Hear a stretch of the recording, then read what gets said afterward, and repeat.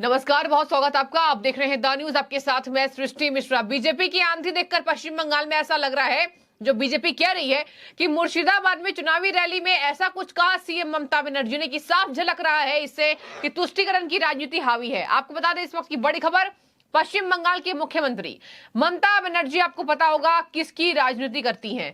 तुष्टीकरण की राजनीति करने के लिए ममता फेमस हैं। ममता पर बीजेपी आरोप लगाती है और इसी बात पे, इसी क्रम में ममता बनर्जी ने मुर्शिदाबाद में कहा है ऐसा बंदोबस्त किया गया है ताकि मुसलमान वोट ना दे पाए। दर्शकों, एक ऐसा जिला नहीं है जहां पर यह पाया गया कि ऐसा बंदोबस्त है कि मुस्लिम्स जो है, मुसलमान जो है संप्रदाय के लोग, वो वोट ना दे पाए। लेकिन ममता बनर्जी को ये बातें कहनी है केवल भोले भाले मुसलमानों को बेवकूफ बनाने के लिए, जो ये नहीं जानते हैं कि ऐसा तो हो ही नहीं सकता। अगर ऐसा होगा तो जाहिर सी बात है प्रदेश के चुनाव आयोग जो है उसको तय करती है कि चुनाव कहां होंगे, किस पोलिंग बूथ पर कितने लोग आएंगे, कैसा बंदोबस्त है, पुलिस कितनी रहेगी। आपको बता दें ममता बनर्जी एक पढ़ी लिखी मुख्यमंत्री होने के नाते ये कह रही है, शर्मनाक है, ऐसा बीजेपी कह रही है। अब मैं आपको बताती हूं इन्होंने क्या कहा। इन्होंने कहा सेंट्रल फोर्सेस पर मुझे जो सेंट्रल फोर्सेस है मुझे पसंद है, लेकिन उन्हें लंबी नौकरी करनी है वो क्यों नहीं समझते हैं। बीजेपी के इशारों पर सेंट्रल फोर्सेस की टीम काम करती है। आज तक एक ऐसा मुद्दा नहीं है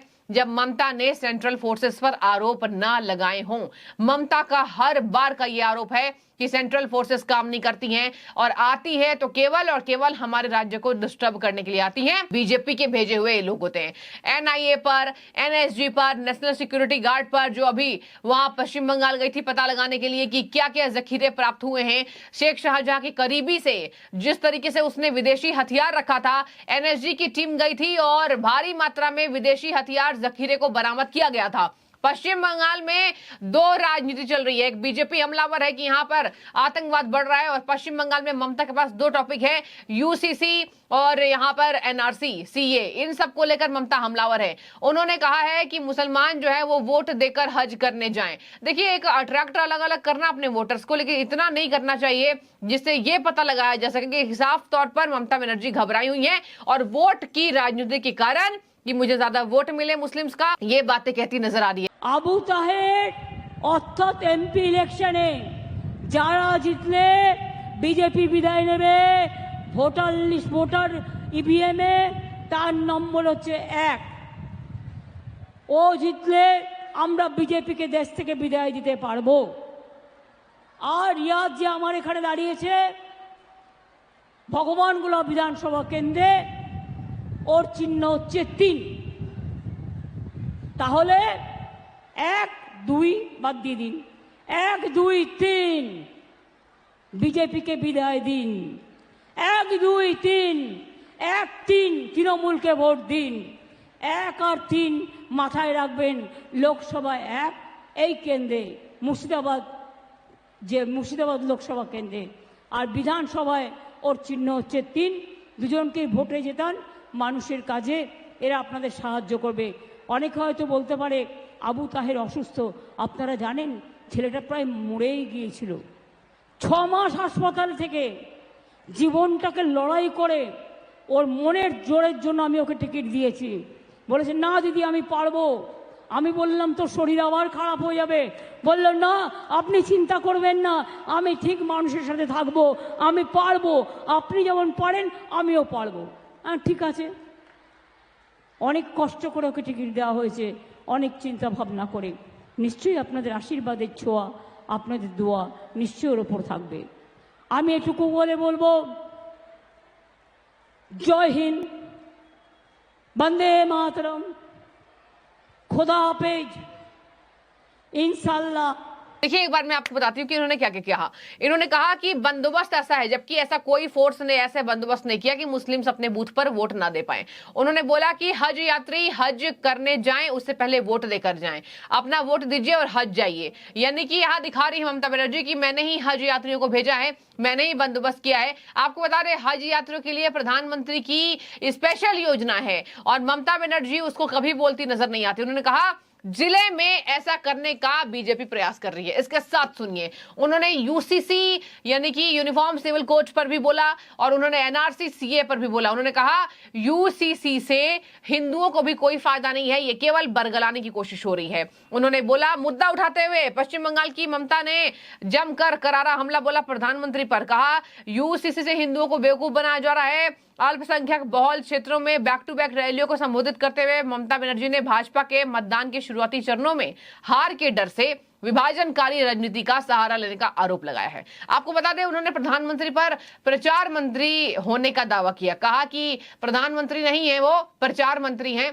सुबह उठो तो उनकी शक्ल टीवी पे ऑल द टाइम वो दिखते रहते हैं। मतलब देखिए, देश के प्रधानमंत्री के बारे में ममता रास नहीं आ रहा उन्हें यह बातें कि टीवी पर क्यों ममता को नहीं और प्रधानमंत्री को दिखाया जाता है। ये बीजेपी कई बार कह चुकी है, तो क्या आप ममता को दिखाएं? बीजेपी भी कहती है कि देश के प्रधानमंत्री हैं, योजनाएं लाते हैं, देश का कल्याण कर रहे हैं, तो उन्हें ही दिखाया जाएगा। अब आते हैं, उन्होंने बोला जब भी चुनाव होते हैं तो सांप्रदायिक तनाव भड़काने के लिए बीजेपी किसी मुद्दे को उठा लेती है।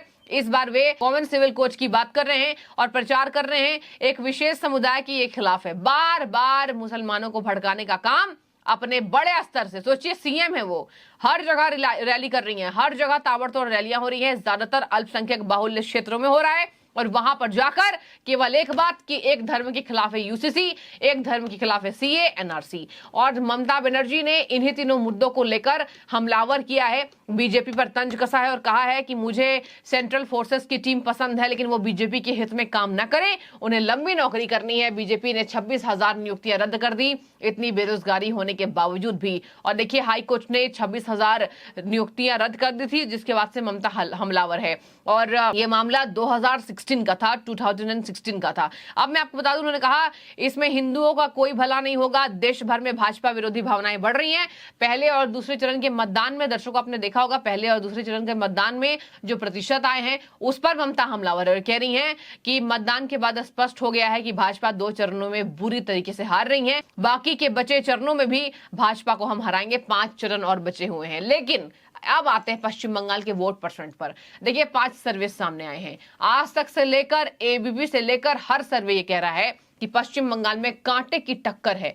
किसी ने भी ये नहीं कहा कि बीजेपी बढ़त हो रही है, लेकिन बीजेपी का वोट परसेंट पिछले बार से काफी अधिक बढ़ा है, तो ये बीजेपी के लिए फायदेमंद का सौदा है और ममता के लिए हार का सौदा है। भले वो ना हारे, लेकिन आने वाले समय में वोट परसेंट ऐसे ही बढ़ते जाते हैं और दूसरी पार्टी का वोट परसेंट कम होता रहता है। और आज अगर बातचीत करें तो पश्चिम बंगाल की ये स्थिति हो गई है कि 44 वर्सेस 42 का ये पूरा खेल चुनावी मैदान में आ चुका है। और कहा जा रहा है कि जहां ममता की पार्टी को 44, तो वहीं भारतीय जनता पार्टी को पश्चिम बंगाल में 42% वोट मिलने की पश्चिम बंगाल की जनता से आशंका है। 3 टॉपिक हमलावर हुए हैं पश्चिम बंगाल में। ईडी की टीम पर हमला, शेख शाहजहां की गुंडागर्दी, रेपिस्ट है वो, बलात्कारी था, जेल में है। प्रधानमंत्री ने सहानुभूति दिखाई महिलाओं का वोट भर भर कर बीजेपी को मिलने की बात तेज हो रही है। महिलाएं कह रही हैं हम बीजेपी को वोट देंगे। ममता ने मुख्यमंत्री बतौर महिला बतौर वो नहीं आई हमारा हालचाल जानने के लिए। तमाम कारण हैं। चुनाव आते ही राज्यों की स्थिति पलट जाती है, राजनीति अलग हो जाती है, मुद्दे अलग हो जाते हैं। पूरे देश भर में ये लोकसभा का पावन अवसर है, लोकसभा चुनाव का है, लोकतंत्र का आपका दिन है। और यही वजह है कि बार बार अपील की जा रही है, आप घरों से निकलिए, वोट दीजिए। और हमने देखा कि पहले और दूसरे चरण के मतदान में बहुत अधिक प्रतिशत में जनता नहीं निकली, लेकिन ऐसी आशंकाएं हैं कि क्षेत्रों के हिसाब से अब 5 चरण बचे हुए, उसमें अच्छी वोटिंग होती दिखाई देगी और ज्यादातर फर्स्ट टाइम वोटर्स भी दिखने वाले हैं। तो ममता देखिए कह रही हैं मुसलमानों को जो है वो हटाने की कोशिश की जा रही है और सेंट्रल फोर्सेस ने जानबूझकर मुसलमानों को वोट ना देने का बंदोबस्त किया है। बीजेपी जो है ऐसा कर रही है। हर समय प्रचार मंत्री का चेहरा दिखता है, नींद में भी उनका चेहरा देख आतंक हो रहा है। प्रधानमंत्री के लिए कहा गया है नींद में उनका चेहरा देख आतंक हो रहा है। ये शब्दों पर मैं चाहूंगी आपकी टिप्पणी कि वो कह रही है कि हर जगह आतंक हो रहा है उनको देख करके नींद में, जबकि यहाँ पर आतंक शेख शाहजहां ने फैलाया। आतंकवाद के रास्ते पर पश्चिम बंगाल की जनता को शेख शाहजहां के गुर्गों ने भेजा ताकि वहां पर अपना वर्चस्व जमाया जा सके। और देखिए ये क्या कह रही हैं मैं एक एक की आंखें कितनी भयानक है, नींद में आंखें देख आतंकित हो रही हूं। ममता का ये प्रधानमंत्री पर ऐसे हमले बोलना, मैं चाहूंगी आप बताइए कितनी शोभनीय है। कह रही हैं कब एक बम फोड़ देंगे, न जाने कब खाने आ जाएं। प्रधानमंत्री को कहा है कब खाने आ जाए, कब बम फोड़ दें, न जाने कब काट खाएं। ये तो इनकी हालत है, लोग डरे हुए हैं। और ये ममता का अटैक प्रधानमंत्री नरेंद्र मोदी पर है। देखिए अभी 2 बार ममता चोटिल हुई हैं। बीते एक दिन पहले हमने वीडियो देखी थी कि हेलीकॉप्टर पर चढ़ने वक्त ममता बनर्जी अंदर ही लड़खड़ा गई और गिर गई थी। तो जब उनका हेल्थ आया तो उन्होंने बताया गया कि उन्हें हल्की सी चोट आई थी, ज्यादा कोई गंभीर मामले नहीं थे। खैर, मैं चाहूंगी 2 मुद्दों पर आपकी राय। एक, मुसलमान वोट देकर हज पर जाएं और मुसलमानों को वोट नहीं दिया जा रहा है, नहीं देने का बंदोबस्त बनाया गया है। और एक बात, प्रधानमंत्री को प्रचार मंत्री बनना कितना शोभनीय है, जरूर आप अपनी राय रखिएगा। शुक्रिया।